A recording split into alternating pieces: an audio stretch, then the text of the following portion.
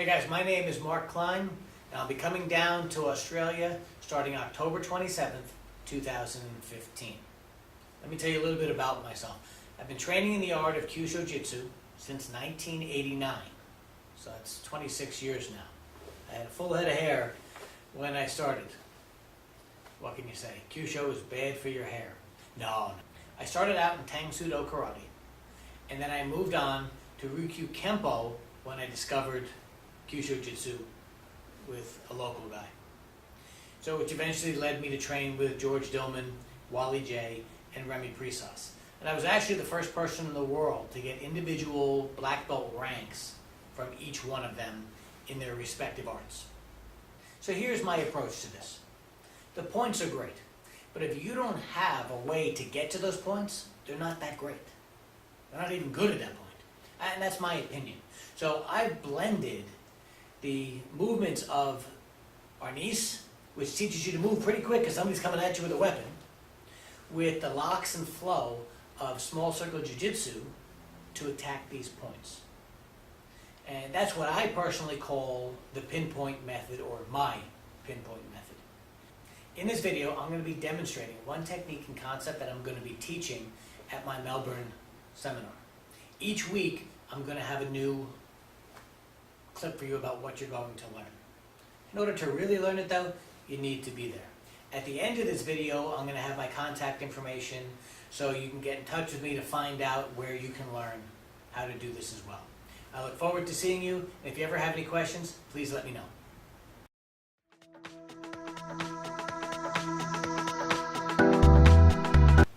Hey guys, Mark Kline here. Today, I want to teach you a technique that I performed at a demonstration a few years ago in Italy. It's just this.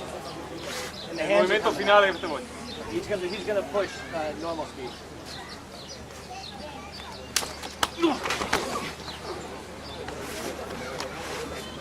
You see, what I've been using has become my signature method to force multiply all of my techniques. I've developed this over many years, and I want to share this with you now. And not only do I want to teach you how to do this technique, I want to invite you to learn the pinpoint method directly from me.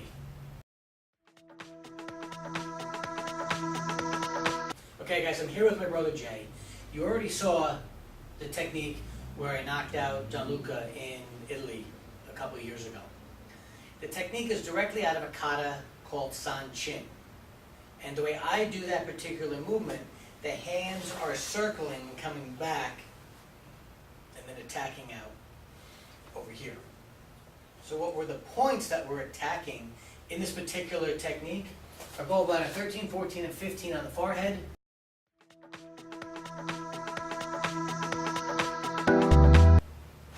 And goal bladder 25 right by the lats.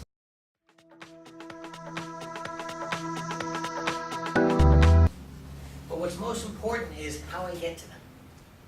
So let's look at this. How do we start the technique first?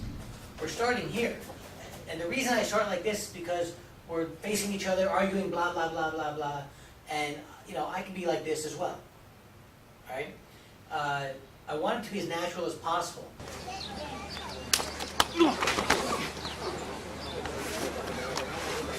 I don't start these techniques out doing this, because if he knows I'm ready for him, he knows what's coming. Or he knows something's coming. I don't want him knowing anything. All right? I want it to be almost as much of a surprise for him as it is for me. You know what I mean. I hope you know what I mean. Okay? Meaning, I'm not thinking, I'm going to do this, I'm going to do that, I'm going to do this, because as you're thinking about all that stuff, you might get punched in the face. You have to read the situation and start to read the body motion, etc. All right? So we're starting out, the scenario is he's going after me with his right hand. He's pushing at me with the right hand, or reaching to grab me. And as he goes to reach, I'm stepping to the outside, and I'm doing this.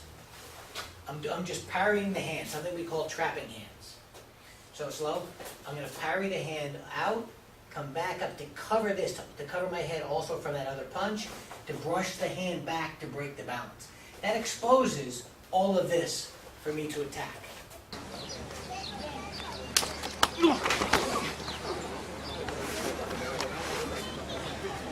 Okay? Really, really important. Now, what I talked about earlier was about force multiplying, or to force multiply the techniques. I'm going to do the actual hit on him without force multiplying. I might get an effect. I might not.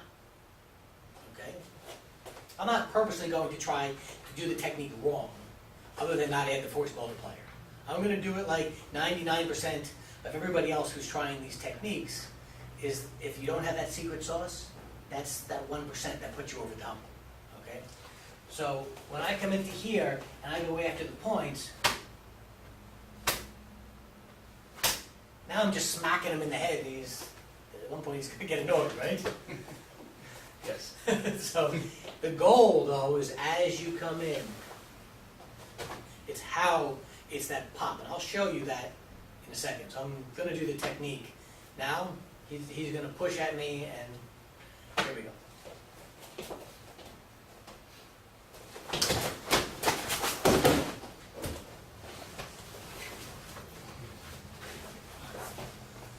Surprise.